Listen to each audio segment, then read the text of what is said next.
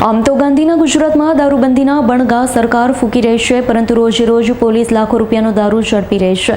તો સુરતની સરોલી પોલીસે વિદેશી દારૂની બોટલ સાથે બે ઇસમને ઝડપી પાડી કાયદેસરની કાર્યવાહી હાથ ધરી છે. પોલીસે 2.64 લાખનો દારૂ ઝડપી પાડ્યો. આ અંગે સરોલી પોલીસે જણાવ્યું હતું. સરોલી પોલીસની ટીમને બાતમી મળી હતી કે કડોદરા સુરત રોડ અમદાવાદ તરફથી DMD માર્કેટ જતા રોડ ઉપર ગંદા પાણીની ખાડીની બ્રિજ પાસે જાહેરમાં બે ઇસમો દારૂનો જથ્થો લઈને ઊભા છે. પોલીસે બાતમીના આધારે તપાસ હાથ ધરી હતી, ત્યારે પોલીસે બે ઇસમોને ઝડપી પાડ્યા. પોલીસે તરુણ જીવનદાસ નારંગ અને વસંત ચુનીલાલ મિસ્ત્રીને ઝડપી પાડ્યા. પકડાયેલા આરોપીઓ પાસેથી પોલીસે ભારતીય બનાવટની વિદેશી દારૂની અલગ અલગ બ્રાન્ડની 98 જેટલી બોટલો કબજે કરી. ઝડપાયેલ દારૂની કિંમત 2.64 લાખથી વધુ થાય છે. પોલીસે દારૂ અને અન્ય મુદ્દામાલ મળી 2.89 લાખનો મુદ્દામાલ જપ્ત કર્યો છે.